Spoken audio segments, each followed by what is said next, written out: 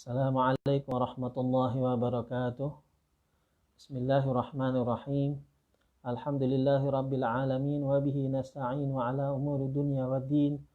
Wa sallallahu wa sallama ala sayyidina Muhammadin wa ala alihi wa sahbihi wa sallam ajma'in. Subhanaka la ilma lana illa ma 'allamtana innaka antal alimul hakim. Wa tub 'alaina ya maulana innaka antat tawwabur rahim. Rabbi shrah li sadri wa yassir li amri wahlul 'uqdatam min lisani yafqahu qawli. Nawaitu ta'alluma wa ta'lima wa naf'a wal intifa'a wal ifada wal intifa'a wal istifadah. Nawaitu ta'alluma wa ta'lima wa naf'a wal ifada wal istifadah wal has'a ala tamassuk bi kitabillah wa bi sunnati rasulillah wa du'a ilal huda wa dalalah alal khair ibtigha'a maradatillahi wa thawabihi wa qurbihi subhanahu wa ta'ala wa ba'd.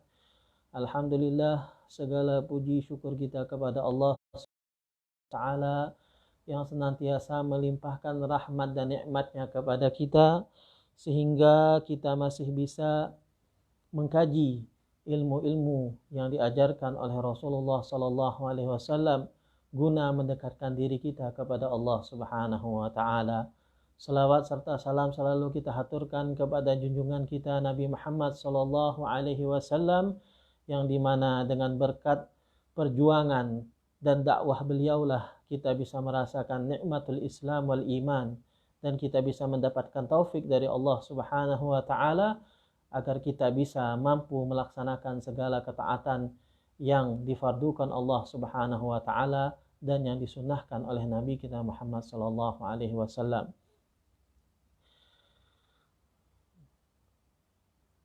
Pada kajian ini kita masih mengkaji tentang Bismillahirrahmanirrahim dan pada kali ini insya Allah kita akan mengkaji tentang makna satu persatu daripada lafaz Bismillahirrahmanirrahim.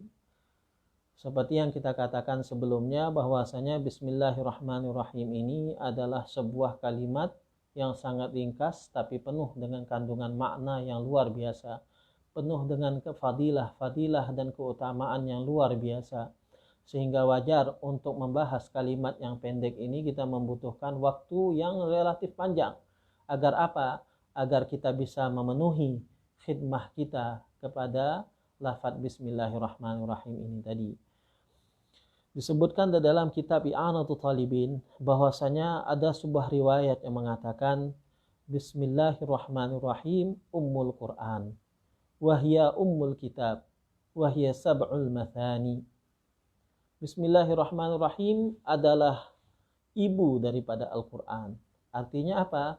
Artinya Bismillahirrahmanirrahim tersebut mengandung inti daripada makna surat-surat yang ada di dalam Al-Quranul Karim. Wahya Ummul Kitab. Bahkan Bismillah tersebut merupakan ibu daripada semua kitab yang telah diturunkan. Maksudnya bagaimana? Maksudnya Bismillahirrahmanirrahim tersebut terkumpul padanya segala makna-makna baik itu tersurat ataupun tersirat di dalam lafaz Bismillahirrahmanirrahim. Al-Imam Al-Allamah As-Sabban menjelaskan di dalam kitabnya Risalah Basmalah Al-Kubra bagaimana beliau mengatakan lafaz Bismillahirrahmanirrahim ini bisa mengandung semua makna kitab-kitab yang diturunkan Allah Subhanahu wa taala yang begitu luas karena lafaz bismillah ini pada hakikatnya mengandung secara tersirat makna suratul Fatihah. Dan makna suratul Fatihah ini seperti kita ketahui adalah kumpulan daripada inti-inti ajaran yang diwahyukan. Innama jam'atil Fatihatu jami'a ma'ani al-Qur'an lianna kullama fihi minal hamdi wa syukri wa thana fahuwa mundarijun tahta qawlihi alhamdulillah. Sesungguhnya Fatihah itu bisa mengumpulkan seluruh makna-makna Al-Quran secara global. Karena di dalam Al-Fatihah tersebut dia mengandung segala bentuk pujian dan syukur, ungkapan syukur kita kepada Allah Subhanahu wa taala. Dan pujian dan syukur kepada Allah Subhanahu wa taala ini termasuk adalah sebagian daripada inti daripada Al-Quran. Dan ini terkumpulkan pada kalimat Alhamdulillah. Wa kullu ma fihi minal khalaiq fahuwa tahta kalimati rabbil alamin. Dan kemudian segala hal-hal yang berhubungan dengan makhluk ciptaan Allah Subhanahu wa taala yang digambarkan di dalam Al-Qur'an, baik itu tersurat ataupun tersirat, itu terkumpulkan pada kalimat rabbil alamin. Karena tafsirnya al-alamin menurut sebagian ulama adalah kullu ismin siwallah, nama daripada selain Allah Subhanahu wa taala. Jadi apapun yang menjadikan makhluk, apapun itu yang berupa makhluk, baik besar maupun kecil, baik tua atau baik itu berakal ataupun tidak, maka sesungguhnya itu semua masuk dalam kategori al-alamin. Kemudian Sahih Anah meneruskan, wa kullu ma fihi minar rahmah wal 'ata' fahuwa tahta kalimatur rahman. Dan segala sesuatu yang merupakan pemberian dan anugerah Allah Subhanahu wa taala dan hal-hal yang berhubungan dengan rahmat Allah Subhanahu wa taala yang telah disebutkan dalam Al-Qur'an, ini semua masuk di dalam cakupan lafaz Allah Ar-Rahman. Kemudian wa kullu ma fihi min dzikril 'afwi wal maghfirati fahuwa tahta kalimatur rahim. Dan segala hal yang berhubungan dengan ampunan Allah Subhanahu wa taala, yang berhubungan dengan maghfirah Allah Subhanahu wa taala, pemberian maaf Allah Subhanahu wa taala, pemberian taubat Allah Subhanahu wa taala kepada hamba-hambanya, yang ini juga merupakan inti daripada ajaran Al-Qur'an, itu terkumpulkan di bawah kalimat Ar-Rahim.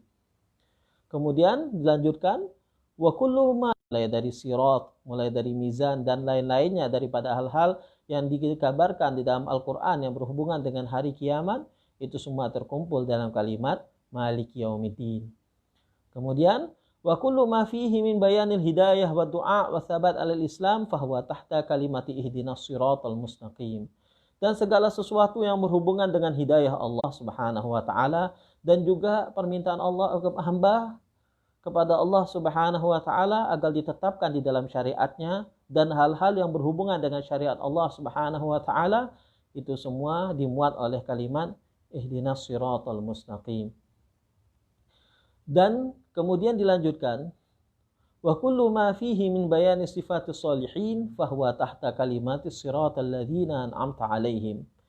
Dan segala hal yang berhubungan dengan sifat-sifat orang soleh yang disebutkan di dalam Al-Qur'an, yang disebutkan di dalam bermacam-macam surat di dalam Al-Qur'an, itu semua berhubungan secara global di dalam kalimat siratal ladzina an'amta 'alaihim, yakni dimuat secara global di dalam kalimat siratal ladzina an'amta 'alaihim. Wa kullu ma fihi minal ghadabi fahuwa tahta kalimati ghairil maghdubi 'alaihim.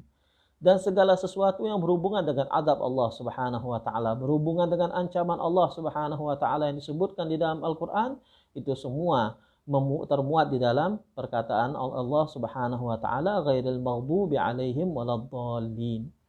Dan adapun yang berhubungan dengan kesesatan-kesesatan hamba dan hal-hal yang merupakan tuntutan hawa nafsu, yang ketika seorang hamba tersebut melakukannya maka akan mendapatkan murka oleh Allah Subhanahu wa taala, itu semua terkumpulkan di dalam kalimat waladdallin.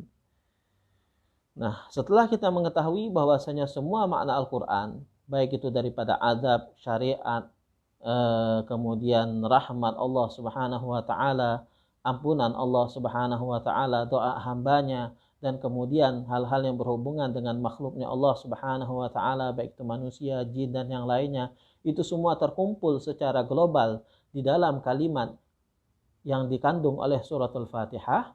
Maka suratul Fatihah ini seakan-akan adalah inti daripada ajaran Al-Qur'an.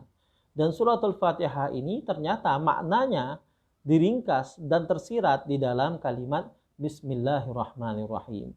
Maka dari situlah makna Bismillahirrahmanirrahim ini tadi adalah makna yang merupakan inti daripada isi Al-Quran. Maka dari situ lafaz Bismillahirrahmanirrahim ini bisa kita pahami adalah sesuatu yang sangat luas, luar biasa maknanya, dan tidak akan mungkin kita selesai menafsirkannya hanya dengan beberapa kali pertemuan atau beberapa kajian, atau mungkin kalau perlu kita katakan tidak akan selesai maknanya walaupun kita tulis dalam berjilid-jilid kitab sekalipun. Oleh karena itulah lafaz Bismillahirrahmanirrahim ini adalah lafaz yang sangat agung, dan seharusnya kita jadikan sebuah zikir yang selalu kita lazimi agar kita mendapatkan keberkahan daripada lafaz bismillahirrahmanirrahim ini tadi. Kemudian coba kita perhatikan satu persatu daripada lafaz bismillahirrahmanirrahim. Lafaz bismillahirrahmanirrahim di sini terdiri daripada 4 suku kalimat. Pertama, bismi, kemudian Allah atau lafzul jalalah. Yang ketiga adalah ar-Rahman, yang keempat adalah ar-Rahim. Setiap kalimat ini, kata ulama, memiliki kandungan yang luar biasa daripada makna-makna yang perlu dipahami oleh seorang hamba. Di antara yang disebutkan daripada makna bismi yang ada pada lafaz bismillahirrahmanirrahim itu, sebagian ulama menafsirkannya, bismi itu terdiri daripada 3 huruf, ba, sin, dan mim. Setiap huruf ini ternyata kata ulama memiliki makna-makna tersendiri. Sebagian ulama mengatakan ba itu maknanya buka utaibin. Sin pada lafaz bismillahirrahmanirrahim itu bermakna sahwul ghafilin, dan mim maghfiratuhu lil muznibin. Kita jelaskan. Di situ pertama dia mengatakan ba. Ba diartikan buka utaibin.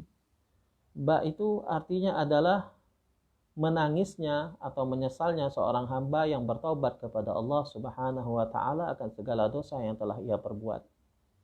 Nah, ternyata pada ba bismillahirrahmanirrahim ini Allah Subhanahu wa taala seakan-akan memberikan makna secara tersirat kepada orang yang membaca bismillahirrahmanirrahim agar ia selalu menyesali dosa yang telah ia perbuat dan menangisi dosa tersebut dengan harapan akan mendapatkan ampunan Allah Subhanahu wa taala. Kemudian pada lafaz sin maknanya adalah sahwul ghafilin. Apa sahwul ghafilin itu? Lalainya orang yang lalai. Nah, kenapa kok kita harus bertobat? Karena pada hakikatnya manusia ini kebanyakan adalah melakukan kelalaian. Karena tuntutan nafsu yang ada pada diri manusia itu selalu mendorong ia untuk lalai dari Allah Subhanahu wa taala. Maka dengan hal itu seharusnya kita selalu bertobat kepada Allah Subhanahu wa taala dari segala dosa kita, dan itu dilakukan pada setiap waktu dan setiap saat. Khususnya ketika di tengah malam, waktu tahajud. Kita mohon ampun kepada Allah Subhanahu wa taala agar segala dosa yang telah kita lakukan itu diampunkan oleh Allah Subhanahu wa taala. Karena pada hakikatnya tidak ada manusia itu yang tidak pernah melakukan dosa.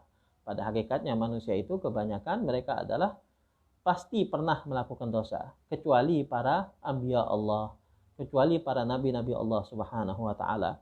Mereka terjaga dari segala perbuatan dosa, baik itu besar ataupun kecil. Kemudian pada lafaz mim di situ berartikan maghfiratuhu lil muznibin. Ampunan Allah Subhanahu wa taala bagi orang-orang yang berdosa. Jadi setelah kita tahu bahwasanya kita ini adalah orang-orang yang selalu tidak lepas daripada kelalaian kepada Allah Subhanahu wa taala. Akan tetapi jangan dengan sebab hal itu kita menjadi orang yang putus asa, orang yang seakan-akan tidak memiliki harapan untuk diampuni oleh Allah Subhanahu wa taala. Kenapa? Karena sesungguhnya Allah Subhanahu wa taala menyiapkan ampunan bagi orang-orang yang mau meminta ampun kepada Allah Subhanahu wa taala. Allah Subhanahu wa taala Tawwab, adalah Maha pemberi taubat. Sebesar apapun dosa kita, maka selama kita mau bertobat, maka Allah Subhanahu wa taala akan mengampuni dosa tersebut. Dan selalai apapun kita di dalam hidup kita, hendaknya kita jangan berputus asa. Karena selama kita masih hidup, artinya Allah Subhanahu wa taala memberi kesempatan bagi kita untuk memperbaiki kesalahan-kesalahan yang telah kita lakukan. Itu adalah salah satu di antara makna yang tersirat di dalam lafaz bismi. Nah, ini baru satu suku kata saja yang terdiri dari jar dan ismi. Dalam satu suku kata ini saja ternyata sudah memiliki makna yang sebegitu luas, dan ini kata ulama baru sekelumit dari makna yang diisyaratkan daripada bismillahirrahmanirrahim. Kemudian kita kaji juga Allah, bismillahirrahmanirrahim. Bismi kemudian lafaz Allah. Lafaz Allah ini ulama biasa menyebutkannya dengan lafzul jalalah. Kenapa? Karena lafaz inilah yang menunjukkan keagungan daripada Allah Subhanahu wa taala. Lafaz jalalah ini seperti yang dikatakan oleh ulama merupakan alamun lidzatil wajibil wujud.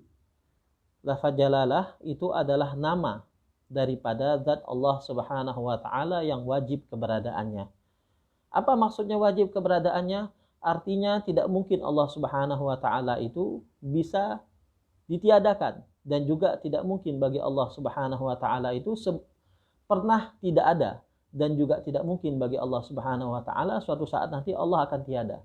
Artinya Allah Subhanahu wa taala selama-lamanya kekal, dan Allah tidak pernah mengalami ketiadaan sebelumnya. Nah, ini berbeda dengan makhluk, karena namanya makhluk itu mengalami ketiadaan sebelumnya, kemudian diciptakan oleh Allah, maka dia ada, kemudian akan mengalami ketiadaan. Bagaimana? Dengan dimatikan oleh Allah Subhanahu wa taala. Nah, ini yang membedakan sifat makhluk dengan sang pencipta, yaitu Allah Subhanahu wa taala. Karena Allah Subhanahu wa taala tidak akan pernah mengalami ketiadaan walaupun pada awalnya. Jadi Allah Subhanahu wa taala selama-lamanya ada, tidak pernah tiada, dan tidak pernah juga akan mati, dan tidak pernah Allah Subhanahu wa taala hilang. Nah, ini menunjukkan Allah Subhanahu wa taala adalah Tuhan yang sebenar-benarnya Tuhan, dan merupakan zat yang wajib keberadaannya. Buktinya apa Allah Subhanahu wa taala itu wajib keberadaannya? Buktinya makhlukat yang ada, segala ciptaan yang ada ini. Tidak mungkin segala ciptaan yang ada yang begitu teratur, yang luar biasa teraturnya, siang dan malam, tidak pernah malam mendahului siang, tidak pernah juga di siang mendahului malam, dan juga tidak pernah kita melihat bahwasanya matahari bertabrakan dengan yang lain, atau planet-planet bisa berputar pada porosnya, dan tidak ada satupun dari ribuan planet yang ada bisa bertabrakan. Ini semua tidak mungkin terjadi dengan sengaja, atau tidak terjadi begitu saja tanpa ada yang mengatur, terjadi begitu saja tanpa ada yang mengurus. Pastinya keteraturan ini berasal dari sang pencipta, yang dimana sang pencipta tersebut wajib keberadaannya. Dan satu-satunya yang berhak menjadi sang pencipta di sini adalah hanya Allah Subhanahu wa taala. Karena Allah Subhanahu wa taala yang menciptakan segala sesuatu dan menciptakan segala hal-hal yang kita ketahui. Kemudian ulama berpendapat, kebanyakan ulama berpendapat, lafzu jalalah itu adalah Ismullahil A'zam, nama Allah Subhanahu wa taala yang teragung. Jadi lafaz Allah yang kita ketahui itu adalah, menurut kebanyakan ulama, itu merupakan nama Allah yang teragung, atau yang dikenal dengan Ismul A'zam. Apa sih Ismul A'zam tersebut? Ia adalah sebuah nama yang dimana dikatakan oleh Rasulullah SAW, idza du'iya bihi ajab, wa idza su'ila bihi a'ta. Sebuah nama Allah Subhanahu wa taala yang dimana kalau seorang hamba bermunajat menyebutkan nama tersebut, maka segala hal yang ia pinta daripada doanya akan dimakbulkan oleh Allah Subhanahu wa taala, dan segala permasalahan apapun yang ia pinta maka akan diberikan oleh Allah Subhanahu wa taala karena berkat nama tersebut. Nah, ini menurut sebagian ulama, bahkan menurut kebanyakan ulama, lafzu jalalah inilah Ismullahil A'zam, nama Allah Subhanahu wa taala yang teragung. Sehingga kalau seandainya seseorang meminta dengan menyebut nama Allah, maka permintaan tersebut akan langsung dikabulkan. Dan apabila ada orang berdoa mengharapkan sesuatu, maka harapannya akan terkabul dengan sewaktu itu juga. Ini merupakan salah satu Ismullahil A'zam. Dalil daripada hal tersebut apa? Dalil di antara dalilnya adalah di mana Allah Subhanahu wa taala berfirman, hal ta'lahu lahu samiyya. Apakah engkau mengetahui selain Allah yang dinamakan dengan nama Allah Subhanahu wa taala? Jadi seperti ini. Di antara dalil bahwasanya Ismullahil al-lafzu jalalah, yaitu lafaz Allah, itu adalah Ismullahil A'zam, bahwasanya tidak ada makhluk di antara makhluk Allah Subhanahu wa taala yang bisa diberikan nama Allah, yang bisa mengemban nama Allah. Karena semua makhluk tidak ada yang bernama Allah, baik itu orang, baik makhluk tersebut yang mengenal Allah ataupun tidak, baik orang tersebut mengetahui Allah ataupun tidak, maka tidak ada di antara makhluk apapun yang diilhami bisa memberikan nama pada dirinya Allah.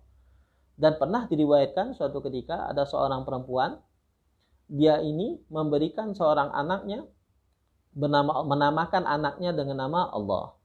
Maka seketika itu juga datang sebuah kilat menyambar anak tersebut dan membakarnya. Karena sebab apa? Karena sebab ini menunjukkan bahwasanya Allah Subhanahu wa taala hanya mengkhususkan lafaz jalalah ini untuk dirinya dan tidak diberikan kepada makhluknya.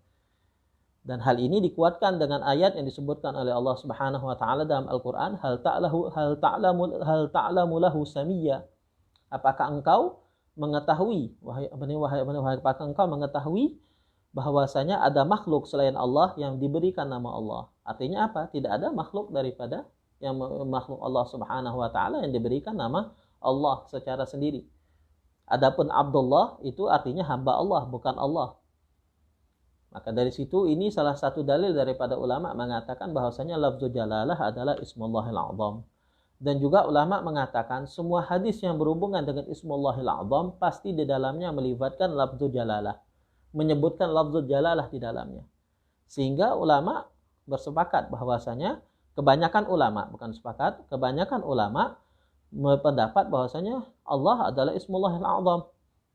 Di antaranya adalah sebuah hadis yang diriwayatkan daripada Buraidah bin Husayb bahwasanya Rasulullah SAW mendengar seorang laki-laki yang dimana orang laki-laki tersebut berdoa. Di dalam doa tersebut dia menyebutkan Allahumma inni as'aluka ashhadu annaka antallahu la ilaha illa anta al-ahadus samad lam yalid wa lam yulad wa lam yakun lahu kufuwan ahad. Nah, di sini dalam hadis ini kita coba perhatikan doanya. Allahumma inni as'aluka anni ashhadu annaka antallahu. Di sini menyebutkan lafzul jalalah. Kemudian Nabi Muhammad SAW setelah mendengar doa seorang laki-laki tersebut, beliau mengatakan, laqad sa'altallaha bilismihil a'zam alladzi idza su'ila bihi a'du'iya bihi ajab. Sesungguhnya engkau telah meminta kepada Allah Subhanahu wa taala dengan menggunakan nama Allah Al-A'zam, yang dimana nama tersebut apabila dipinta maka akan langsung diberikan oleh Allah Subhanahu wa taala, dan apabila ada seseorang berdoa dengannya maka doanya akan dikabulkan. Nah, selalu kebanyakan semua hadis yang berhubungan dengan Ismullahil A'zam pasti di situ ada lafzul jalalah di dalamnya. Nah, oleh karena itulah kebanyakan ulama menyebutkan bahwasanya lafzul jalalah ini adalah termasuk Ismullahil A'zam. Kemudian kemungkinan timbul pertanyaan. Kan Ismullahil A'zam itu kalau kita berdoa pasti makbul. Kalau kita minta apapun pasti diberikan. Sedangkan kita lihat buktinya, realita yang ada, banyak orang yang berdoa menggunakan nama Allah. Menggunakan ya Allah, kadang sampai ratusan kali disebutkan dalam doanya. Tapi kok herannya doa tersebut tidak mustajab dengan sendirinya. Tidak, doa permintaannya tidak langsung dikabulkan. Kenapa? Nah, di sini ulama mengatakan bahwasanya doa tersebut tidak dikabulkan bukan karena Ismul A'zam ini tadi tidak berfungsi. Tapi ulama mengatakan ini semua dikarenakan seorang yang berdoa tersebut tidak memenuhi adab dan syarat-syarat untuk dikabulkan doa. Nah, ini yang menjadi permasalahan. Terkadang kita sering mendengar orang mendoa menggunakan lafzul jalalah, katanya lafzul jalalah itu Ismullahil A'zam. Dan juga Allah menjanjikan setiap orang yang berdoa pasti akan dikabulkan. Tapi kok banyak orang yang berdoa tapi banyak tidak mendapatkan apa yang ia doakan. Dan ketika ia sudah berdoa ratusan kali ternyata tidak pernah diijabahi doa tersebut. Nah, ulama mengatakan ini sebabnya bukan salah di doanya, tapi salahnya pada sang pendoa. Karena untuk dikabulkan doa tersebut, di situ ada adab dan syarat-syarat yang perlu dipenuhi sebelum doa tersebut dimakbulkan. Di antara doa dan syarat daripada untuk dipenuhi doa tersebut adalah luqmatul halal, makanan yang halal. Nah, ini yang sulit dipenuhi sekarang. Kebanyakan makan-makan yang kita makan sekarang beredar antara syubhat. Yang halal itu sangat jarang. Kalaupun ada halal, halalnya adalah halal sorfi, halal yang tidak murni. Bukan halal yang mahdi, halal yang murni. Nah, ini yang menyebabkan doa itu sulit dikabulkan. Sebagaimana yang digambarkan oleh Nabi Muhammad SAW dalam sebuah hadisnya, dalam sebuah hadis yang panjang yang diriwayatkan oleh Sayyidina Umar bin Khattab radhiyallahu an. Di situ Sayyidina Umar bin Khattab menyebutkan bahwasanya Nabi menyebut seorang laki-laki. Fadzakara rajulan as'asa aw aghbar. Rasulullah kemudian menyebutkan seorang laki-laki. Orang tersebut rambutnya sudah kusam, pakaiannya sudah lusuh karena penuh dengan debu. Artinya orang tersebut telah berdoa dengan sangat sulit luar biasa. Yamuddu yadaihi ila sama, kemudian ia memanjatkan tangannya ke langit seraya ia berdoa, ya Rabbi, ia mengatakan wahai Tuhanku. Fama'kaluhu haram, akan tetapi ia selalu mengkonsumsi sesuatu yang haram. Wa malbasuhu haram, dan pakaian yang ia gunakan hasil dari uang haram. Fa anna yustajabulah, kemudian mengatakan bagaimana doanya bisa dikabulkan. Nah, jadi salah satu syarat dikabulkan doa dengan segera itu harus makanan yang kita konsumsi adalah barang yang halal. Bukan barang yang syubhat. Syubhat itu adalah sesuatu yang meragukan. Kemungkinan hukumnya bisa jadi adalah haram karena sangat meragukan.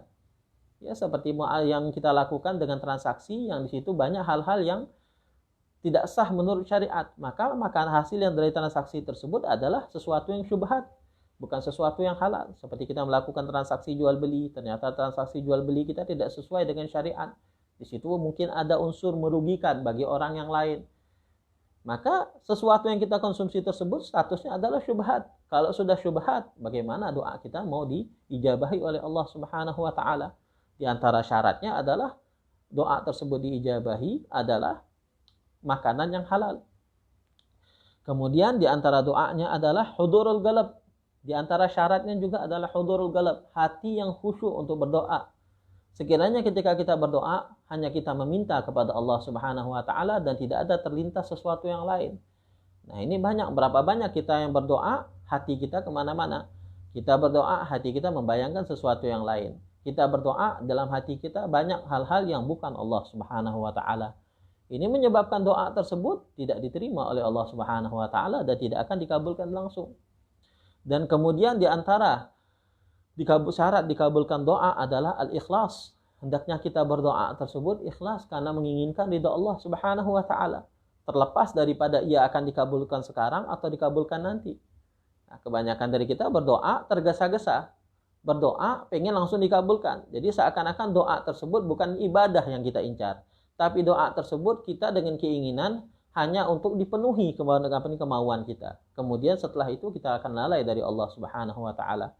Nah, hal yang seperti ini yang menyebabkan doa tersebut tidak akan langsung dikabulkan oleh Allah Subhanahu wa taala. Bagaimana kita bisa dikabulkan doa oleh Allah Subhanahu wa taala sedangkan kita di dalam doa tersebut bukan berniat hanya untuk mencari keridhaan Allah Subhanahu wa taala, bukan hanya berniat untuk melaksanakan perintah Allah Subhanahu wa taala, ud'uni astajib lakum, kata Allah, berdoalah kepadaku agar aku kabulkan. Tapi kita berniat dengan doa tersebut hanya untuk mendapatkan tujuan kita. Nah, ini diantara sebab-sebab doa kita tidak diijabahi oleh Allah Subhanahu wa taala. Dan kemungkinan juga doa tersebut seharusnya diijabahi oleh Allah Subhanahu wa taala. Tapi Allah Subhanahu wa taala Maha tahu mana yang lebih baik bagi diri kita. Nah, ini terkadang yang menyebabkan walaupun kita berdoa sudah menggunakan Ismullahil Azam mungkin, atau mungkin doa tersebut sudah menyebutkan semua nama Allah Subhanahu wa taala yang ada, sudah dengan semua pujian-pujian kepada Allah taala kita lakukan, tapi kok yang kita pinta tidak kunjung muncul. Nah, ini kemungkinan bukan tidak diijabahi oleh Allah Subhanahu wa taala, tapi bentuk untuk ijabah tersebut berbeda. Allah Subhanahu wa taala, Sang Pencipta yang Maha tahu akan segalanya, itu lebih mengetahui apa yang lebih cocok untuk kita.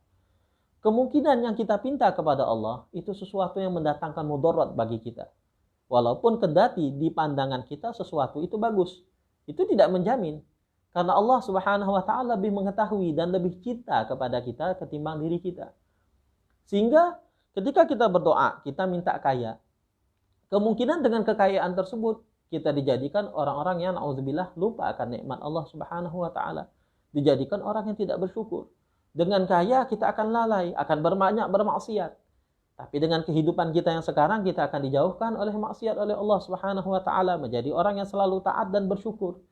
Oleh karena ada hikmah yang baik inilah terkadang Allah Subhanahu wa taala tidak mengabulkan langsung doa tersebut, tapi sengaja ditunda oleh Allah Subhanahu wa taala dan diganti dengan pahala di akhirat kelak. Nah, jadi bukan salah di doanya, tapi Allah Subhanahu wa taala terkadang mengabulkan doa tersebut. Tapi doa tersebut dikabulkan bukan dalam bentuk yang kita pinta, tapi dalam bentuk tabungan pahala yang luar biasa ganjarannya di akhirat kelak. Maka suatu saat akan dikabulkan oleh Allah, tapi bukan di dunia ini. Terkadang itu bentuk pengabulan doa oleh Allah Subhanahu wa taala. Maka bagaimana tugas kita seharusnya ketika kita doa? Gunakan doa yang terbaik. Pakai nama Allah Subhanahu wa taala, pakai Ismullahil Azam di dalamnya. Kemudian banyaklah kita husnuzon kepada Allah Subhanahu wa taala, di mana Allah Subhanahu wa taala mungkin mengabulkan doa kita dalam bentuk yang tidak kita kira. Dan bisa saja ulama mengatakan Allah Subhanahu wa taala mengabulkan doa tersebut dalam bentuk ampunan dari segala dosa. Mungkin kita adalah seorang pendosa, banyak melakukan kesalahan, banyak melakukan dosa, dan kita belum sempat minta ampun kepada Allah Subhanahu wa taala agar dosa tersebut dihapus. Nah, dengan doanya kita, Allah jadikan doa tersebut sebagai pelebur dan penebus daripada segala dosa yang kita lakukan. Ketika nanti kita yaumul qiyamah, kita akan menyadari bahwasanya ternyata dosa-dosa yang telah kita lakukan semuanya diampunkan berkat doa yang tidak diijabahi oleh Allah Subhanahu wa taala di dunia ini. Maka jangan sampai kita berputus asa atau lagi suudzon, berburuk sangka kepada Allah Subhanahu wa taala karena sebab telah berdoa tapi tidak dikabulkan. Karena tidak dikabulkan sebuah doa itu bukan berarti salah pada doanya atau Allah Subhanahu wa taala tidak memenuhi janjinya, enggak. Tapi Allah Subhanahu wa taala terkadang lebih mengetahui apa yang lebih cocok bagi diri kita. Sehingga Allah memilihkan yang lebih baik, bukan memberikan apa yang kita pinta mungkin mendatangkan mudarat, tapi Allah menggantikannya dengan yang lebih baik. Mudah-mudahan kita dengan hal tersebut bisa lebih mendapatkan kebahagiaan nanti di akhirat. Nah, itulah salah satu bentuk pengabulan doa dari Allah Subhanahu wa taala. Jadi, doa kepada menggunakan Ismullahil Azam ini tidak bisa digunakan sembarang. Ada syarat dan ada hal-hal yang harus dipenuhi agar doa tersebut dikabulkan. Di antara yang kita sebutkan tadi adalah harus makan makanan yang halal, harus ikhlas, kemudian harus hati tersebut hanya kepada Allah Subhanahu wa taala, tidak memikirkan yang lain ketika berdoa tersebut.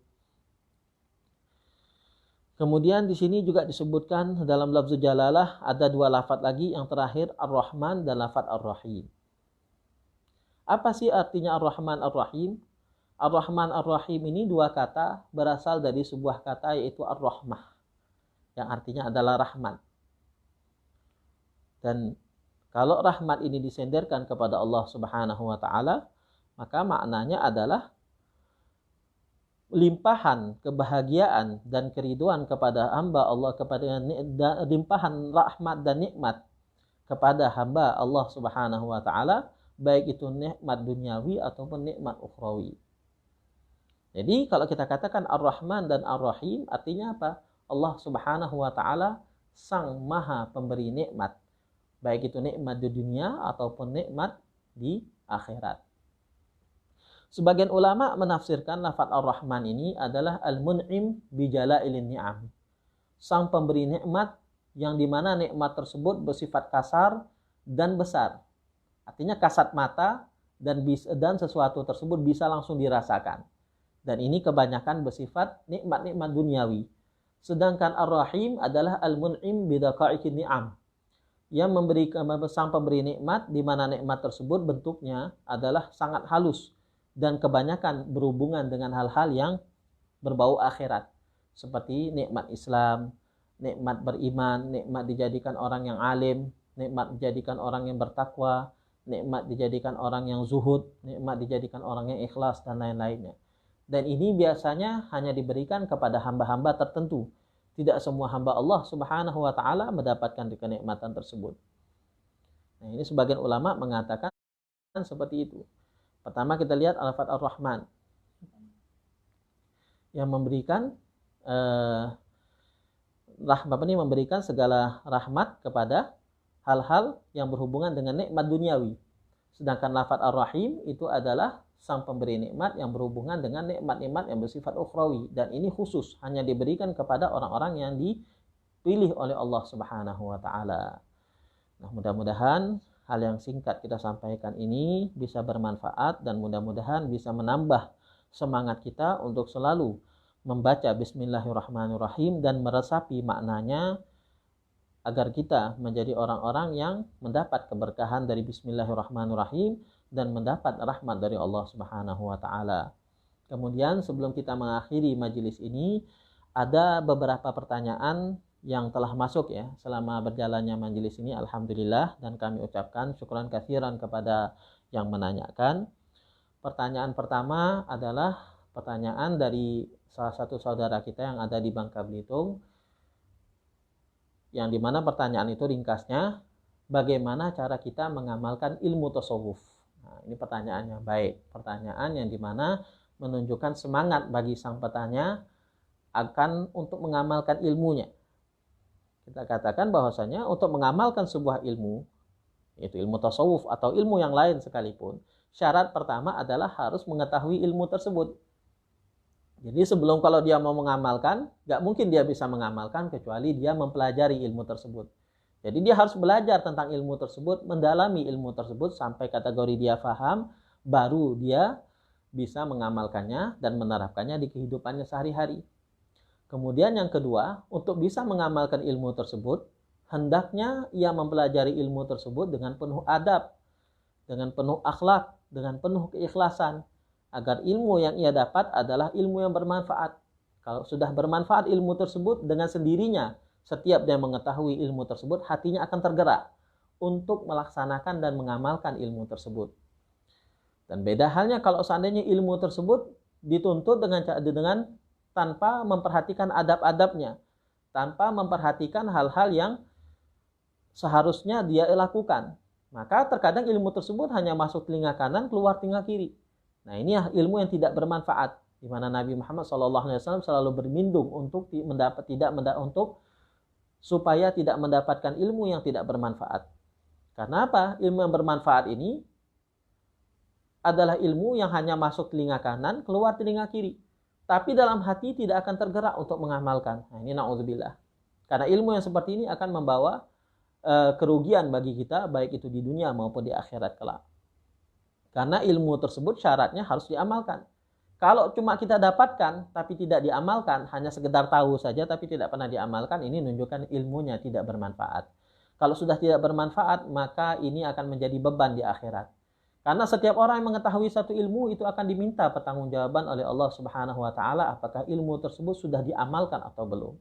Kalau tidak kita amalkan, maka akan berbalik ilmu tersebut menjadi beban bagi kita di akhirat.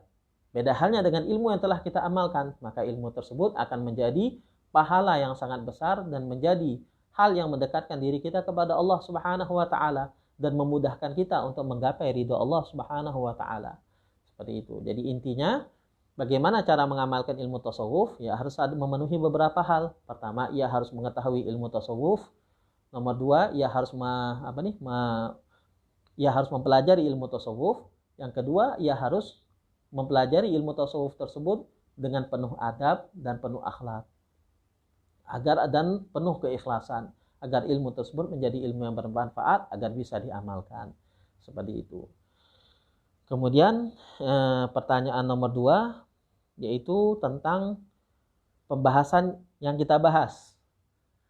Itu ada pertanyaan dari sebagian teman-teman, dan kita ucapkan syukron jazakumullah khairal jaza. Ustadz, kok yang dikaji itu sebagian besar tidak ada di dalam kitab Nasihat Diniyah? Itu keterangannya bagaimana? Apakah memang sengaja yang diajarkan kitab lain atau kitabnya tetap Nasihat Diniyah? Ini kita jawab, kitabnya sebenarnya tetap Nasihat Diniyah, hanya saja untuk penjelasan sengaja kita ambil daripada kitab-kitab yang lain. Agar apa? Agar faedah yang kita dapatkan itu banyak dan keberkahannya pun bertambah. Jadi ya, kitab yang kita kaji tetap Nasihat Diniyah, hanya saja mungkin nanti di dalam perjalanan menjelaskan hal-hal yang disebutkan dalam kitab Nasihat Diniyah ini, kita akan menambah pengetahuan kita terhadap dari selain kitab Nasihat Diniyah. Mungkin kita ngambil dari kitab Kifayatul Atqiya, kita juga ngambil dari kitab Ihya Ulumuddin, kita juga ngambil daripada sebagian kitab syarah hadis dan lain-lainnya. Agar apa? Agar keberkahan kita bertambah dan wawasan kita makin luas. Seperti itu tujuannya. Kemudian juga ada pertanyaan tentang kemarin hukum bismillah pada sebuah undangan. Nah, ini juga pertanyaan dari ikhwanuna yang ada di Mentok. Bagaimana hukum bismillahirrahmanirrahim yang ada pada surat undangan? Apakah tetap sunnah hukumnya menulis surat undangan dengan Bismillahirrahmanirrahim? Kita katakan walimatul urus itu adalah hukumnya sunnah. Dan sunnah juga mengajak orang untuk menghadiri walimatul urus. Walimatul urus itu maksudnya undangan acara pernikahan, acara pesta pernikahan.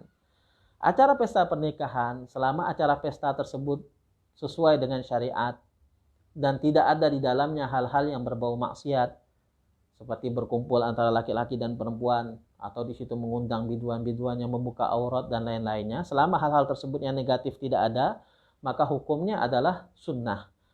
Dan menyampaikan undangannya untuk hadir walimah tersebut sunnah. Dan bagi orang yang mendapat undangan, hukumnya wajib baginya untuk hadir selama tidak ada uzur syar'i. Nah, ini hukumnya malah jadi wajib hadir untuk undangan tersebut. Maka mengundang, dengan kita lihat undangan tersebut, menyampaikan undangan itu sunnah, maka hukum memulainya dengan Bismillahirrahmanirrahim.